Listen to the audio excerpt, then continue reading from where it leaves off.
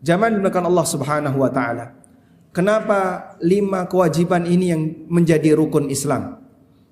Para ulama menjelaskan, bagian yang pertama yaitu syahadat la ilaha illallah Muhammad Rasulullah. Ini merupakan syarat untuk bisa disebut sebagai mukmin. Seseorang ketika dia sudah bersyahadat la ilaha illallah dan dia mengakui bahwa Nabi Muhammad sallallahu alaihi wasallam sebagai utusan Allah, maka status dia resmi sebagai seorang muslim.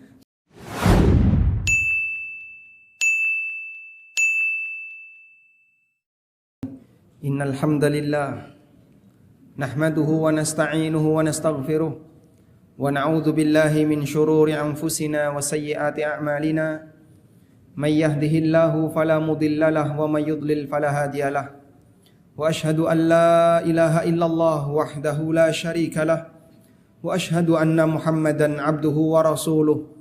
Ya ayyuhalladzina amanu taqullaha haqqa tuqatih wa la tamutunna illa wa antum muslimun. Ya ayyuhan nasu taqu rabbakumul ladzi khalaqakum min nafsin wahidah wa khalaqa minha zawjaha wa batha minhuma rijalan katsiran wa nisaa'a wattaqullaha alladzi tasaaluna bihi wal arham innallaha kana 'alaikum raqiba. Ya ayyuhalladzina amanu taqullaha wa qulu qawlan sadida yuslih lakum a'malakum wa yaghfir lakum dhunubakum wa may yuti'illaha wa rasulahu faqad faza fawzan 'azima. Amma ba'du, fa inna asdaqal hadithi kitabullah wa khairal huda huda nabiyyina Muhammadin sallallahu alaihi wasallam wa syarral umuri muhdatsatuha fa inna kulla muhdatsatin fid dini bid'ah wa kulla bid'atin dhalalah wa kulla dhalalatin finnar. Wa usalli wa usallim ala nabiyyina Muhammadin wa ala alihi wa sahbihi ajma'in. Hadirin jamaah Jumat dimuliakan Allah Subhanahu wa taala. Nabi sallallahu alaihi wasallam pernah menyampaikan sabda beliau yang ini dibawakan oleh sahabat Ibnu Umar radhiyallahu anhuma.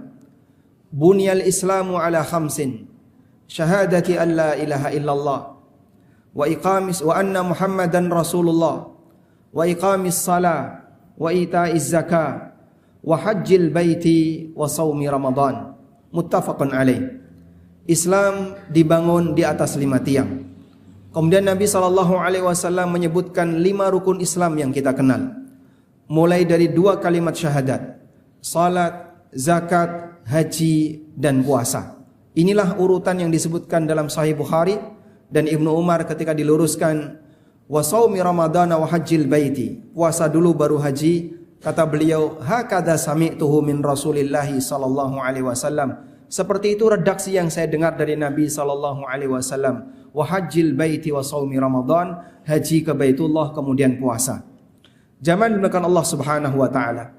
Kenapa 5 kewajiban ini yang menjadi rukun Islam? Para ulama menjelaskan, bagian yang pertama yaitu syahadat la ilaha illallah Muhammad Rasulullah. Ini merupakan syarat untuk bisa disebut sebagai mukmin.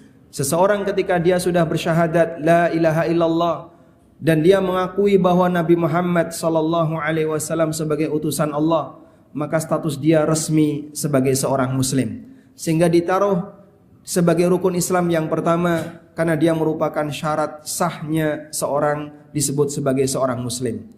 Selanjutnya, 4 berikutnya adalah amalan yang ada dalam kehidupan kita sehari-hari.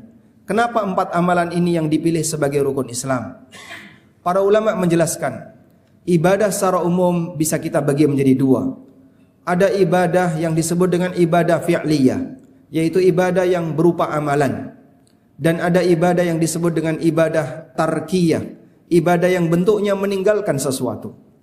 Ibadah fi'liyah dalam 4 rukun Islam setelah syahadat ada 3, yaitu salat, zakat, dan haji. Sementara ibadah tarkiyah adalah puasa.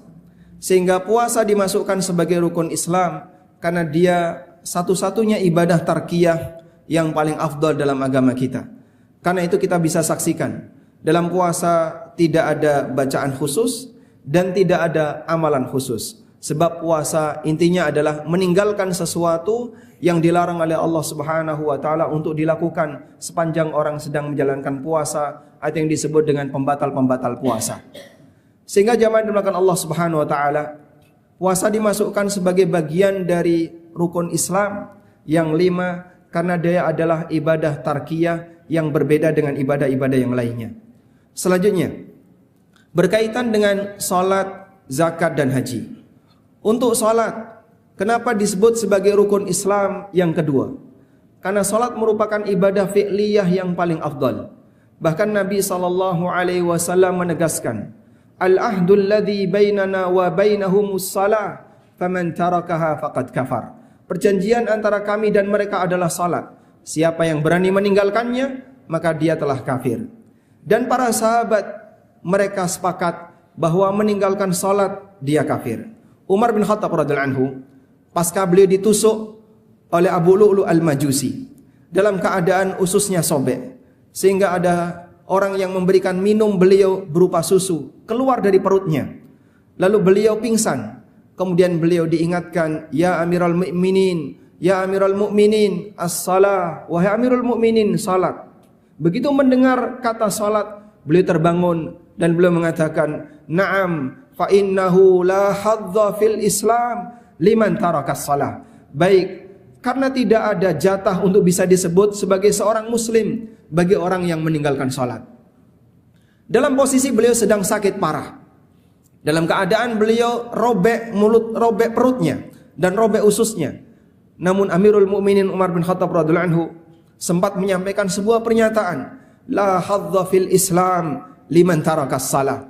Tidak ada jatah untuk bisa disebut sebagai seorang muslim bagi orang yang meninggalkan salat. Seorang ulama tabi'in yang bernama Abdullah bin Syaqiq rahimahullah pernah mengatakan, adrakna ashaban Nabi sallallahu alaihi wasallam wa innahum la yarawna syai'an tarkuhu kana kufran illa salah. Kami berjumpa dengan para sahabat Nabi sallallahu alaihi wasallam dan kami menilai tidak ada sebuah amalan yang apabila ditinggalkan sampai bernilai sebagai orang kafir di hadapan para sahabat kecuali amalan salat. Karena itulah jamaah dimuliakan Allah Ta'ala, jaga baik-baik amalan satu ini. Sepanjang akal masih ada, sepanjang nyawa masih ada, seorang muslim dia berkewajiban untuk melaksanakan salat kepada Allah Ta'ala semampunya. Walaupun dia dalam keadaan lumpuh sekalipun, sepanjang akalnya masih berfungsi, dia wajib untuk melaksanakan salat. Selanjutnya, amalan berupa zakat. Zakat adalah amalan ibadah yang bentuknya harta yang paling afdal dalam agama ini, yang disebut dengan amalan ibadah maliyah. Dan Nabi SAW menjelaskan zakat dengan sangat detail. Demikian pula Al-Quran menjelaskan zakat dengan sangat detail siapa saja yang berhak untuk menerimanya. Dan berkaitan dengan zakat ini, Allah Subhanahu wa Ta'ala memberikan ancaman bagi orang yang tidak mau bayar zakat. Sayutawwaquna ma bakhilu bihi yaumal qiyamah. Akan dikalungkan harta yang dulu dia sayangi, yang dia bakhil untuk mengeluarkannya besok di hari kiamat. Dan disebutkan dalam hadis yang sahih, Rasulullah SAW menyebutkan bahwa orang yang menyimpan harta dan dia tidak mengeluarkan zakatnya, illa muslilat lahu ka'annahu thu'banun syuja'un aqra, maka Allah Subhanahu wa Ta'ala akan jadikan hartanya itu sebagaimana layaknya ular yang botak kepalanya. Kenapa botak kepalanya?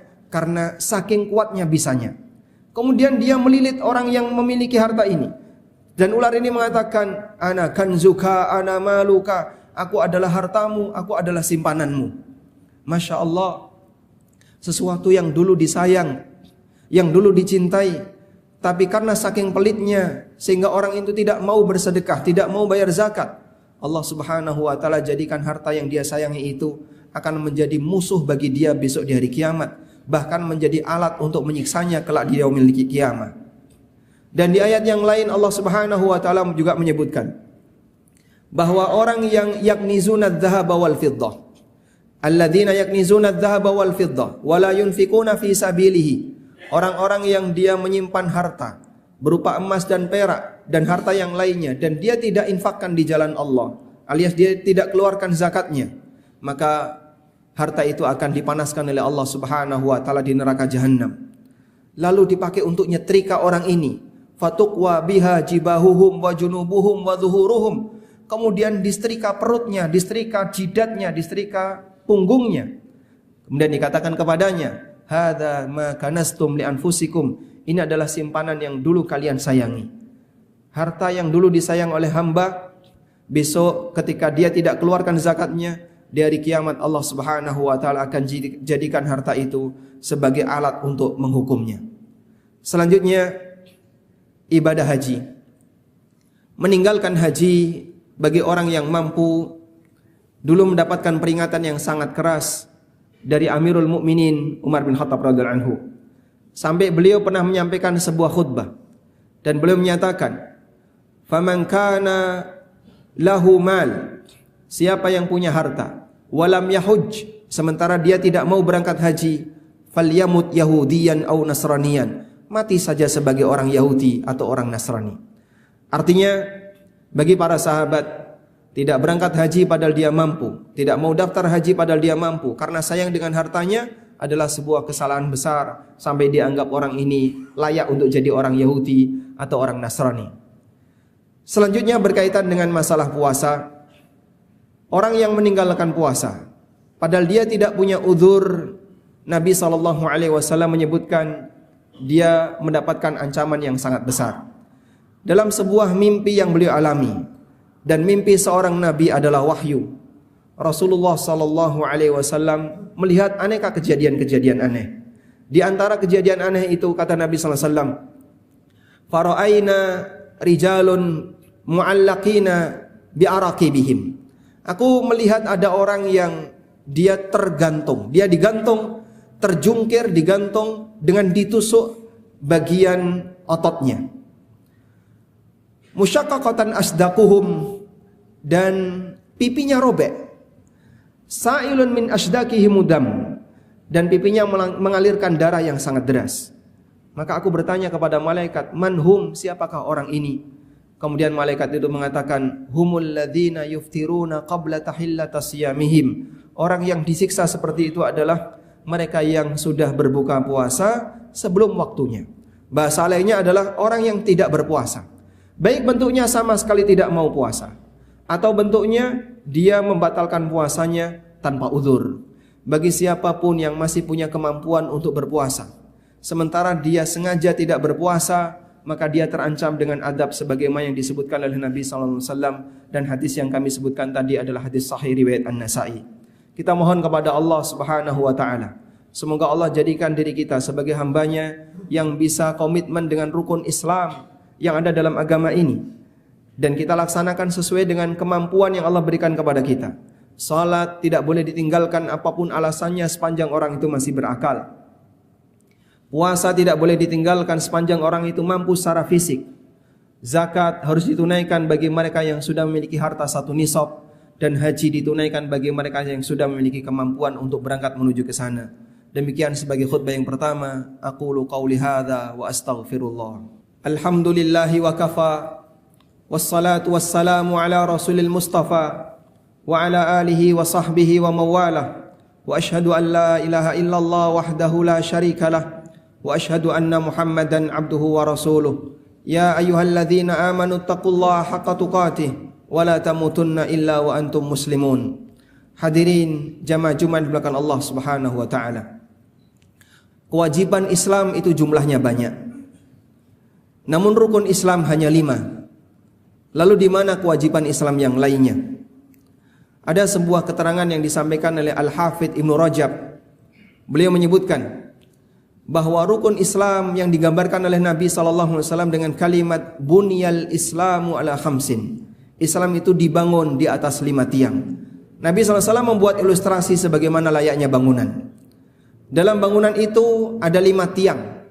Sepanjang tiang ini tegak, maka atap bangunan itu akan tetap tegak berada di atas. Sedangkan temboknya adalah kewajiban-kewajiban Islam yang lainnya. Maka seorang muslim yang dia komitmen untuk menjalankan rukun Islam sesuai dengan kemampuannya, maka tiang itu akan selalu bertahan untuk tegak.